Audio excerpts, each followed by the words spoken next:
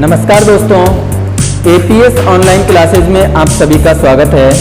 दोस्तों, हम पढ़ रहे थे प्रतिरक्षा और रक्त समूह, जिसमें पहले पार्ट में हम प्रतिजन के बारे में पढ़ चुके हैं। आगे हम देखते हैं प्रतिरक्षी जिन्हें बोला जाता है एंटीबॉडी। इस वीडियो में हम पढ़ेंगे एंटीबॉडी क्या होते हैं, एंटीबॉडी यानी प्रतिरक्षी जो हैं, इसकी संरचना और प्रतिरक्षियों के प्रकार, इनके बारे में हम जानकारी लेंगे। हम शुरू करते हैं। प्रतिरक्षी यानी एंटीबॉडी होते क्या हैं? एंटीबॉडी जो है एक प्रोटीन है जो प्रतिजन के शरीर में प्रवेश करने पर हमारे शरीर में बनती है। बॉडी में ये जो है कब बनती है? जब कोई बाह्य रोगाणु या प्रतिजन हमारे शरीर में प्रवेश करता है तो प्लाज्मा कोशिकाओं द्वारा प्रतिरक्षी बनाए जाते हैं। तो हम कह सकते हैं कि प्रतिरक्षी क्या है? एक प्रोटीन है। प्रतिरक्षी प्लाज्मा कोशिकाओं द्वारा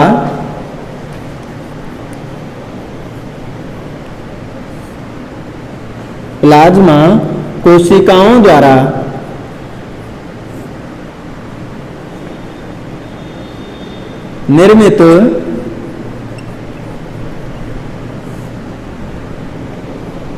गामा ग्लोबुलिन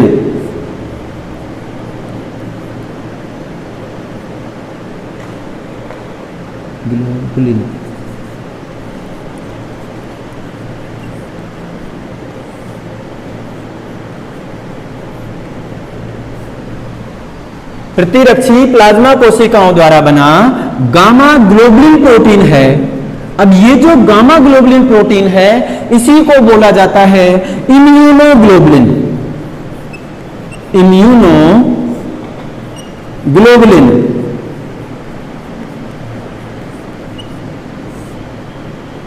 इम्यूनोग्लोबुलिन प्रोटीन भी बोला जाता है इसको। अब प्रतिरक्षी को बोला इम्यूनोग्लोबुलिन प्रोटीन, इसीलिए इस प्रतिरक्षी को व्यक्त किया जाता है IG से। I का मतलब इम्यूनो और G का मतलब ग्लोबुलिन, तो प्रतिरक्षी को व्यक्त करते हैं IG से। ये प्रतिरक्षी मिलते कहाँ हैं? तो ये शरीर के रक्त में पाए जाते हैं तथा शरीर के अन्य जो तरल पदार्थ हैं उनमें पाए जाते हैं। हम कह सकते हैं कि प्रतिरक्षी प्राणियों के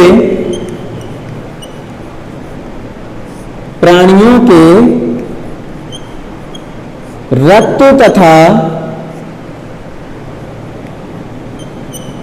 अन्य देह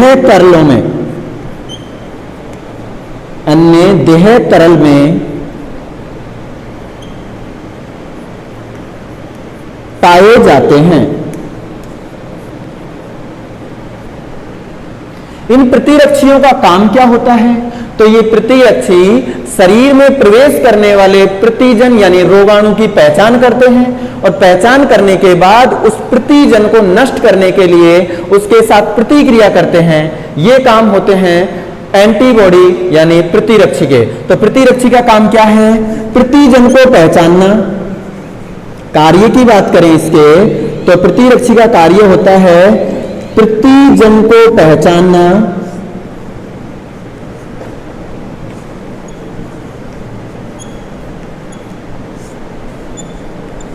प्रतिजन को पहचान कर नष्ट करने के लिए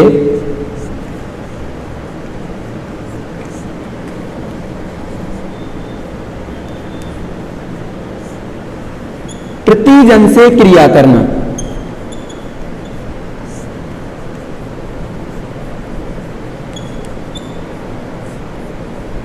प्रतिजन से क्रिया करना। ये जो प्रतिरक्षी है प्रतिजन से क्रिया करता है और उसको नष्ट करने का काम करता है। एक काम होता है प्रतिजन को क्या करना? पहचानना। आगे हम देखते हैं प्रतिरक्षी की संरचना। प्रतिरक्षी की संरचना, ये एक प्रतिरक्षी की संरचना है जो देखने से हमें पता चल रही है अंग्रेजी की वर्णमाला में जो Y अक्षर है उसके समान है। तो हम कह सकते हैं कि प्रतिरक्षी जो है देखने पर कैसा लगता है? Y अक्षर के समान। ये जो प्रतिरक्षी होता है, इस प्रतिरक्षी के अंदर दो श्रृंखलाएं होती हैं। ये दो श्रृंखलाएं कौन सी होती हैं? दो तरह की श्रृंखलाएं होती हैं, तो दो तरह की कौन कौन सी? एक तो ये वाली होती हैं श्रृंखलाएं जो बड़ी और भारी होती हैं, और दूसरी श्रृंखलाएं होती हैं हल्की और छोटी। इन श्रृंखलाओं को बोला जाता है पॉलीपेप्टाइड श्रृंखलाएं। पॉलीपेप्टाइड श्रृंखला। तो चार पॉलीपेप्टाइड श्रृंखलाओं से मिलकर बना होता है एक प्रतिरक्षी। संरचना होती है अंग्रेजी के वाई के समान। अब ये जो चार संरचनात्मक इकाई हैं, 1 2 3 4, ये होती है प्रतिरक्षी की चार संरचनात्मक इकाई। ये जो इकाई हैं, इनमें से इनको तो बोला जाता है हल्की श्रृंखला,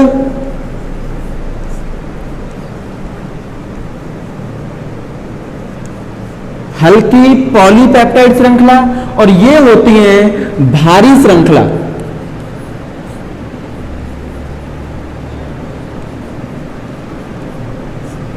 भारी श्रृंखला है, इसको H से व्यक्त करते हैं, हैवी। हल्की है यानी लाइट, इसको L से व्यक्त करते हैं। भारी श्रृंखला जो होती है, इसके अंदर ये जो श्रृंखला है, इससे आगे हाइड्रोकार्बन की एक चेन जुड़ी होती है, हाइड्रोकार्बन की श्रृंखला जुड़ी हुई होती है। हाइड्रोकार्बन मतलब हाइड्रोजन और कार्बन से मिलकर जो बने यौगिक होते हैं, उनको बोला जाता है हाइड्रोकार्बन। इसको बोला भारी श्रृंखला और इसको बोलते हैं हल्की श्रृंखला। तो ये जो श्रृंखला है, इसके इस ऊपरी भाग पर जुड़ा होता है एमीन, NH2, एमीन समूह यानी NH2 जुड़ा होता है, जबकि निचले भाग पर जुड़ा होता है COOH।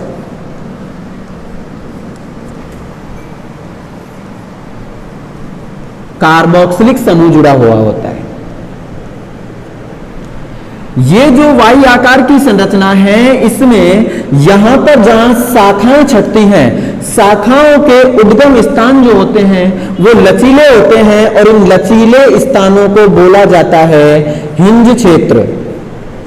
हिंज बोलिए या कब्जे बोले जाते हैं इनको, क्योंकि ये कैसे होते हैं? लचीले। ये लचीले होने के कारण जो एंटीबॉडी है, प्रतिरक्षी जो है, ये लचीले होने के कारण प्रतिजन को आसानी से क्रिया स्थल प्रदान करते हैं।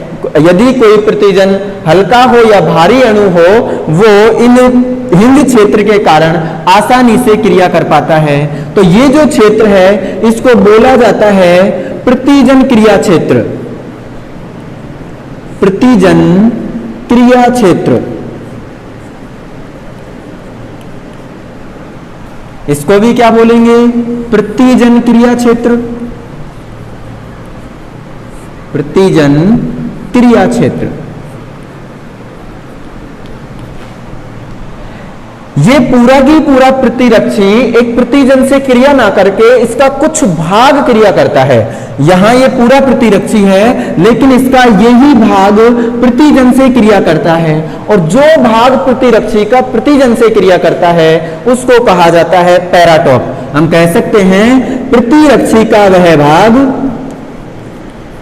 प्रतिरक्षी का वह भाग जो प्रतिजन से क्रिया करता है, प्रतिजन से क्रिया करता है,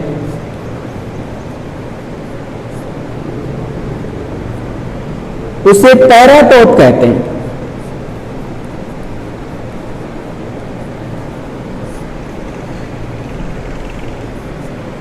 प्रतिरक्षी का पूरा भाग प्रतिजन से क्रिया ना करके कुछ भाग ही प्रतिजन से क्रिया करता है, उसको बोला जाता है पैराटॉप। जबकि प्रतिजन की बात की जाए तो प्रतिजन का जो भाग प्रतिरक्षी से क्रिया करता है उसको बोलते हैं प्रतिजन क्रिया स्थल यानी एंटीजन क्रिया स्थल। यहां पर जो प्रतिरक्षी है, इस प्रतिरक्षी में दो भाग होते हैं। कौन कौन से? यहां मान लिया एक हल्की श्रृंखला और ये भारी श्रृंखला, तो इसका इससे ऊपर का भाग प्रतिजन से क्रिया करता है, और जो भाग प्रतिजन से क्रिया करता है उसको बोलते हैं अस्थिर भाग। ये भाग होगा अस्थिर क्यों? क्योंकि ये किससे क्रिया करता है? प्रतिजन से। इसको व्यक्त किया जाता है FAB से। प्रतिजन से जो भाग क्रिया कर रहा है वो कैसा है?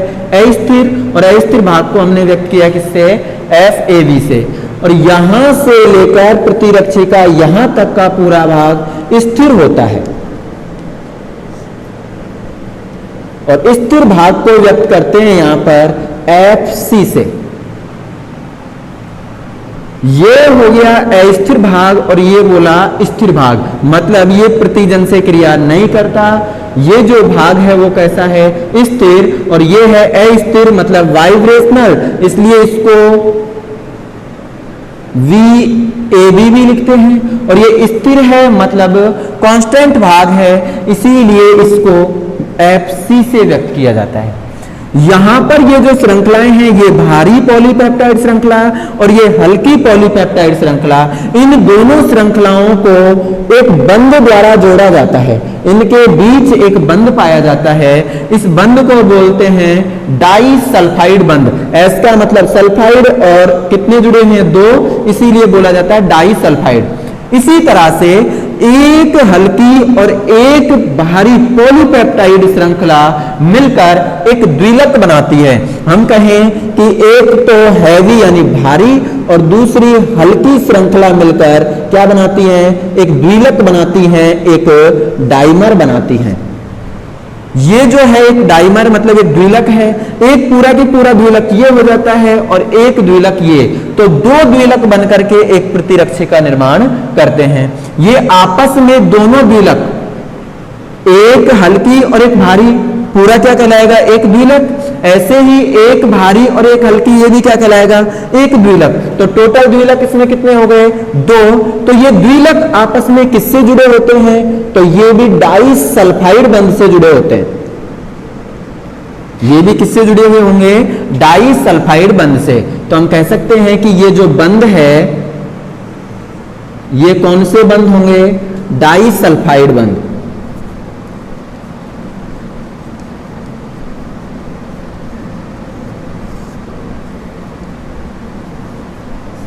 डाई सल्फाइड बंध। ये द्विलक एक हल्की और एक भारी श्रृंखला दोनों को मिलाकर बोला जाता है द्विलक, मतलब ये हैवी और ये लाइट दोनों श्रृंखलाएं। तो द्विलक कितने हो गए? 1 और 2। इसका आधा भाग तो एक द्विलक कहलाएगा और आधा भाग दूसरा द्विलक। तो हम कह सकते हैं इसका जो द्विलक है वो क्या होगा? एक अर्धांश होगा। पूरे की पूरे प्रतिरक्षी का आधा भाग क्या है? द्विलक, इसीलिए इसको हमने क्या बोल दिया? एक अर्धांश। अर्धांश मतलब आधा भाग। तो पूरा प्रतिरक्षी किससे मिलकर बनेगा? 2 अर्धांशों से मिलकर बनता है पूरा की पूरा प्रतिरक्षी। यहां जो प्रतिजन प्रतिरक्षी क्रिया होती है तो प्रतिजन प्रतिरक्षी क्रिया एक सिद्धांत पर आधारित है। वो सिद्धांत होता है ताला चाबी सिद्धांत, जिसको हम कह सकते हैं की लॉक सिद्धांत। जिस तरह से एक ताला एक निश्चित चाबी से ही खुलता है, उसी तरह से एक प्रतिरक्षी पर कोई एक निश्चित प्रतिजन, या हम कह सकते हैं एक प्रतिजन पर कोई निश्चित प्रतिरक्षी ही क्रिया करता है। तो ये जो सिद्धांत किस पर, कौन से सिद्धांत पर निर्भर करता है? कौन से सिद्धांत पर आधारित है? तो ये होता है ताला चाबी सिद्धांत पर। एक प्रतिरक्षी में संरचनात्मक इकाइयां कितनी होती हैं? 4। तो हम कह सकते हैं कि एक प्रतिरक्षी 4 संरचनात्मक इकाइयों से बना होता है। ये इकाइयां किसकी बनी थी? पॉलीपेप्टाइड की। तो ये 4 इकाइयों से बनी किसके आकार की? वाई आकार की संरचना होती है, जिसमें 2 भारी व बड़ी तथा 2 हल्की व छोटी पॉलीपेप्टाइड श्रृंखलाएं होती हैं। 4 जो इकाइयां हैं जिनमें से 2 तो हल्की होंगी और 2 कैसी होंगी? भारी। तो 4 इकाइयों से मिलकर बनी हुई संरचना होती है कौन? प्रतिरक्षी। एक हल्की और एक भारी श्रृंखला, एक हल्की और एक भारी श्रृंखला मिलकर के द्विलक यानी डाइमर बनाती है, जिसको बोला जाता है HL द्विलक। तथा दो द्विलक आपस में मिलकर, दो द्विलक जो है आपस में मिलकर किसका निर्माण करते हैं? एक प्रतिरक्षी का। तो कहा जाए कि एक प्रतिरक्षी में कितने द्विलक? दो। एक द्विलक में कितनी श्रृंखलाएं? तो उनके अंदर भी दो श्रृंखलाएं होती हैं, एक तो हल्की श्रृंखला होगी और एक भारी श्रृंखला। एक प्रतिरक्षी का निर्माण करने के लिए कितने द्विलक की आवश्यकता होगी? दो। तो दो द्विलक मिलकर के एक प्रतिरक्षी का निर्माण करते हैं, अर्थात एक प्रतिरक्षी अणु में दो समरूप अर्धांश हो गए। एक प्रतिरक्षी अणु जो है वो दो समरूप अर्धांशों से मिलकर बना होता है। तो इस अर्धांश में कितने द्विलक होंगे? एक। इस अर्धांश में कितना द्विलक होता है? एक होता है। तो दो अर्धांशों में द्विलक कितने हो जाएंगे? दो। दो अर्धांश आपस में जो है कौन से बंध से जुड़े होते हैं? तो दो अर्धांश आपस में डाइसल्फाइड बंध से जुड़े होते हैं। डाइसल्फाइड चित्र में कुछ इस तरह से दर्शाया था। डाइसल्फाइड बंध से जुड़े होते हैं तथा अर्धांशों में जो पाई जाने वाली H तथा L, H का मतलब होता है हैवी, मतलब भारी, तथा L का मतलब है लाइट यानी हल्की। भारी तथा हल्की पेप्टाइड श्रृंखलाएं आपस में कौन से बंध से जुड़ी होंगी? तो ये भी आपस में जुड़ी होती हैं डाइसल्फाइड बंध से।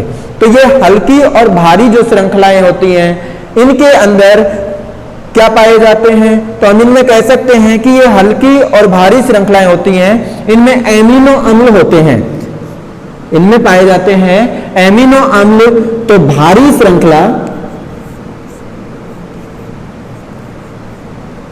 भारी श्रृंखला 440 अमीनो अम्लों से बनी होती है,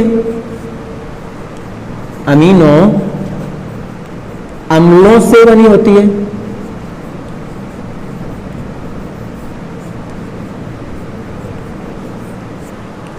जबकि बात की जाए हल्की श्रृंखला की, तो हल्की श्रृंखला में 220 अमीनो अम्ल पाए जाते हैं।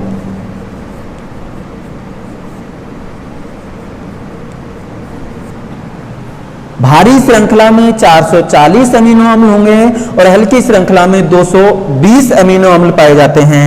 ये जो भारी श्रृंखला होती है ये आगे किससे जुड़ी होती है? तो ये जुड़ी होती है HC यानी हाइड्रोकार्बन से। भारी श्रृंखला का जो भाग है वो आगे किससे जुड़ा होता है? हाइड्रोकार्बन से। भारी पॉलीपेप्टाइड श्रृंखला पर कार्बोहाइड्रेट श्रृंखला जुड़ी होती है, या कार्बोहाइड्रेट या फिर हाइड्रोकार्बन, कार्बोहाइड्रेट या हाइड्रोकार्बन श्रृंखला जुड़ी होती है। प्रत्येक श्रृंखला के दो भाग होते हैं, प्रत्येक श्रृंखला को दो भागों में बांटा जाता है। कौन कौन से भाग हैं? एक तो अस्थिर भाग और दूसरा होता है स्थिर भाग। अस्थिर भाग यानी वाइब्रेशनल जो पार्ट है इसको V से व्यक्त करते हैं। यह भाग प्रतिजन से क्रिया करता है। जो भाग प्रतिजन से क्रिया करता है उसको क्या बोलेंगे? अस्थिर भाग। तथा ये कौन सी तरफ का होता है? तो ये संरचना में NH2 अंश तरफ का होता है। जिधर की ओर NH2 जुड़ा होता है उस ओर का भाग प्रतिजन से क्रिया करता है और इसी को बोला जाता है अस्थिर भाग। इस अस्थिर भाग को FAB भी कहते हैं। इस भाग को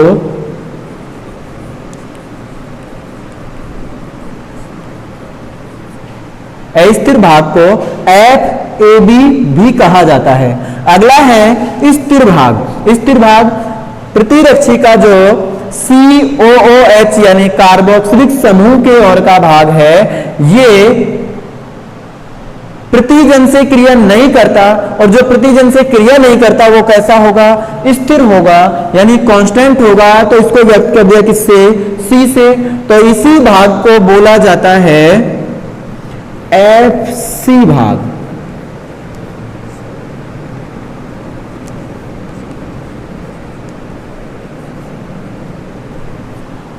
स्थिर भाग को FC भाग भी कहते हैं। प्रतिरक्षी में दोनों भुजाओं के उद्गम स्थल, जिसको बोला था यहाँ पर कि इनका जो उद्गम स्थल है वो क्या कहलाता है, हिंज या कब्जे कहलाते हैं। और काम क्या होता है इनका कि ये लचीले होते हैं, लचीले होने के कारण अस्थिर भाग को प्रतिजन के छोटे बड़े अणु समाहित कर अभिक्रिया करने में मदद करते हैं।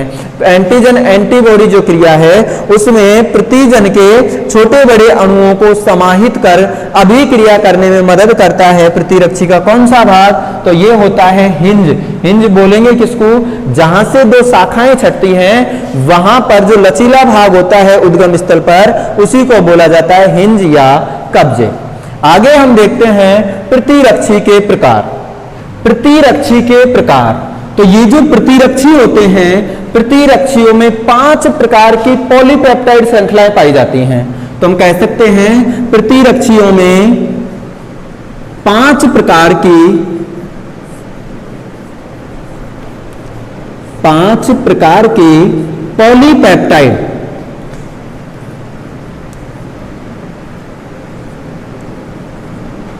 पॉलीपेप्टाइड श्रृंखलाएं पाई जाती हैं। श्रृंखलाएं होती हैं और ये जो 5 प्रकार की श्रृंखलाएं होती हैं, इन श्रृंखलाओं को यूनानी भाषा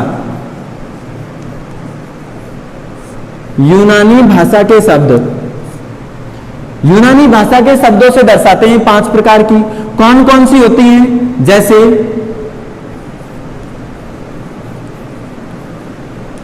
एक होती है अल्फा,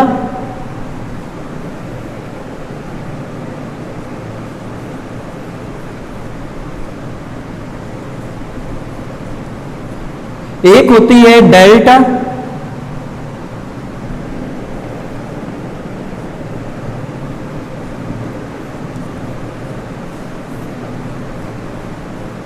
एक होती है एप्सिलॉन, एप्सिलॉन जिसको बोला जाता है,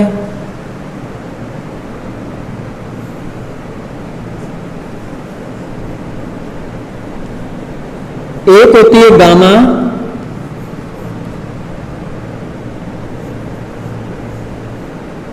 इसको बोलते हैं म्यू। तो यूनानी शब्दों के द्वारा दर्शाया गया है 5 प्रकार की पॉलीपेप्टाइड श्रृंखलाओं को। एक होती है अल्फा, डेल्टा, एप्सिलॉन, गामा और म्यू। इन्हीं के आधार पर प्रतिरक्षियों को बांट दिया गया है 5 प्रकारों में। तो यहां प्रतिरक्षी के कितने प्रकार होंगे, 5 प्रकार। 5 प्रकार के प्रतिरक्षी हैं। 5 प्रकार के कौन कौन से प्रतिरक्षी हैं, तो प्रतिरक्षी को हमने बोला कि इसको व्यक्त करते हैं IG से, क्योंकि इसका नाम था इम्यूनोग्लोबुलिन। इम्यूनो को I से और ग्लोबुलिन को G से, तो प्रतिरक्षी को तो व्यक्त किया IG से। यहां पर पॉलीपेप्टाइड श्रृंखला जो है कौन से प्रकार की थी, अल्फा, तो इसको लिखा जाता है A। ये होता है IgA प्रकार का प्रतिरक्षी। ये जो प्रतिरक्षी होता है माता के दूध में पाया जाता है, और माता के दूध में पाया जाता है तो इसका काम क्या होता है, नवजात शिशु को सुरक्षा प्रदान करना। तो IgA जो है नवजात शिशु को सुरक्षा प्रदान करता है। दूसरा यहां पर लिखा डेल्टा, तो इसके लिए एक प्रतिरक्षी होता है IG। डेल्टा की शुरुआत किससे, D से, तो ये होता है IgD। ऐसे ही यहां पर प्रतिरक्षी कौन सा, एप्सिलॉन प्रकार का, तो यहां पर पेप्टाइड जो श्रृंखला है वो एप्सिलॉन प्रकार की है, तो इसको लिखा जाता है IgE। गामा जिसकी शुरुआत हो रही है G से, इसको व्यक्त करते हैं IgG से। ये जो प्रतिरक्षी होता है सबसे हल्का होता है, और ब्लड का जो सीरम होता है, रक्त जो है उसके अंदर सबसे अधिक मात्रा में पाया जाता है। यह एक ऐसा प्रतिरक्षी होता है जो प्लेसेंटा को पार कर भ्रूण तक पहुंचता है। माता के शरीर में प्लेसेंटा को पार करके भ्रूण तक पहुंचता है और सुरक्षा प्रदान करता है। तो इसका काम होता है IgG का जो काम है ये भ्रूण को सुरक्षा प्रदान करने का काम करता है। अगली जो श्रृंखला थी पॉलीपेप्टाइड प्रकार की वो है म्यू। तो यहां पर प्रतिरक्षी का प्रकार हो जाता है IgM। ये जो प्रतिरक्षी होता है ये सबसे भारी प्रतिरक्षी होता है, ये सबसे हल्का होता है, और जबकि ये प्रतिरक्षी जो होगा सबसे भारी होगा।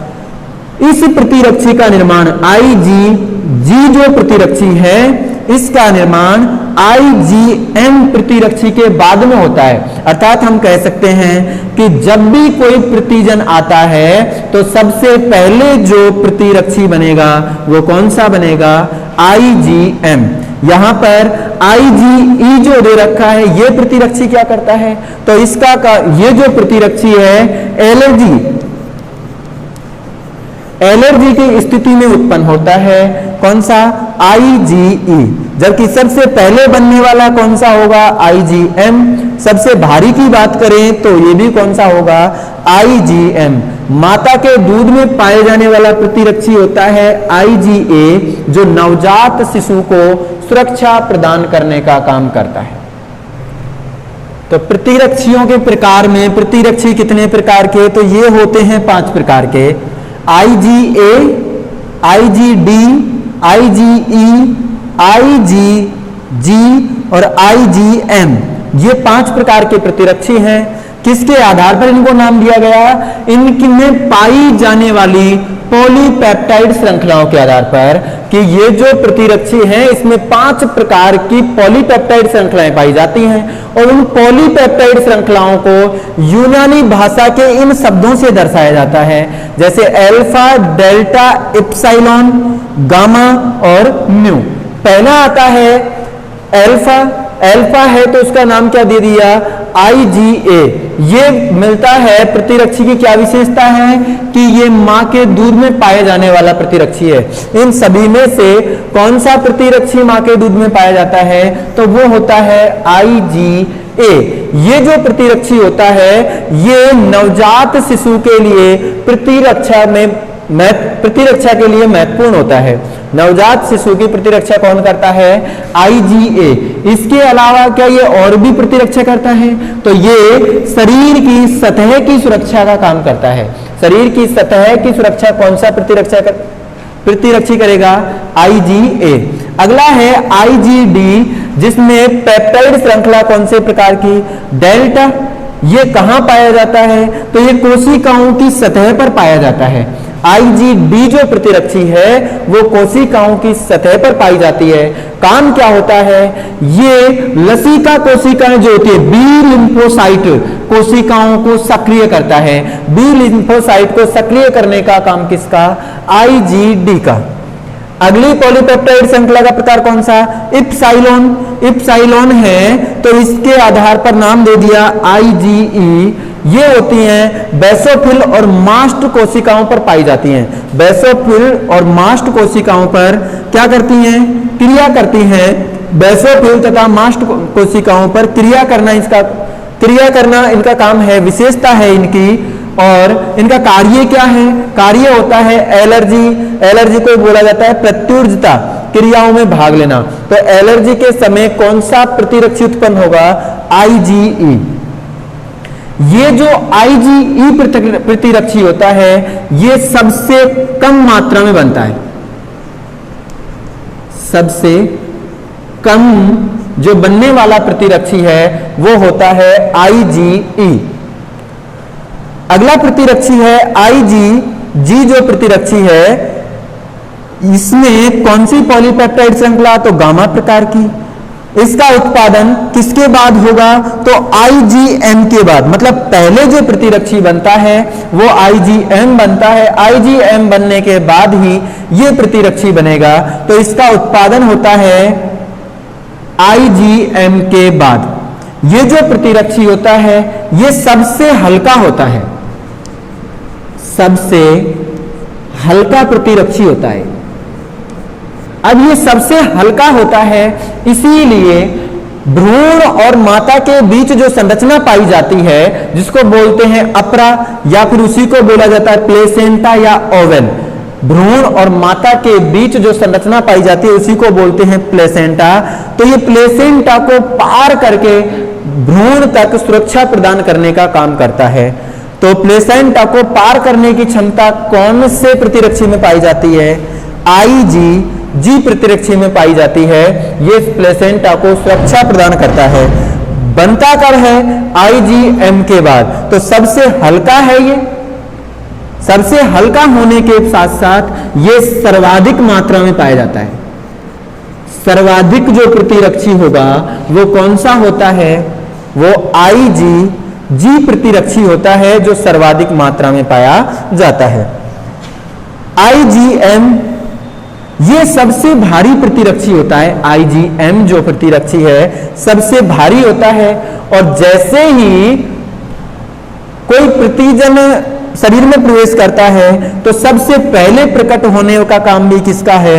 IgM का। सबसे पहले प्रकट होने वाला प्रतिरक्षी कौन सा होगा? IgM। काम क्या है इसका?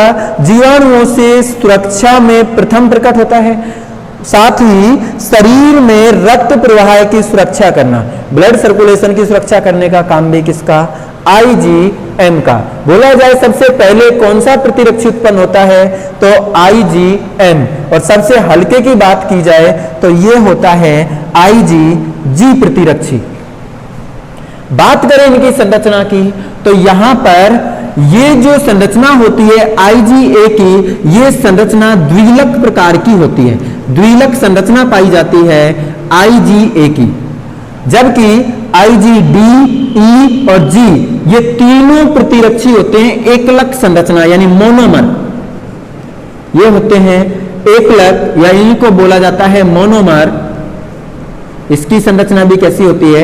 एकलक। और इसकी भी होती है एकलक संरचना यानी मोनोमर संरचना पाई जाती है। ये सबसे भारी जो है IgM, इसकी संरचना होती है पंचलक प्रकार की, पेंटामर संरचना पाई जाती है पंचलक किसकी? IgM की। इसीलिए इसको सबसे भारी प्रतिरक्षी भी कहा जाते हैं। ये जो प्रतिरक्षी है कौन सी संरचना पाएगी इसमें? पंचलक प्रकार की। तो ये होते हैं प्रतिरक्षियों के 5 प्रकार।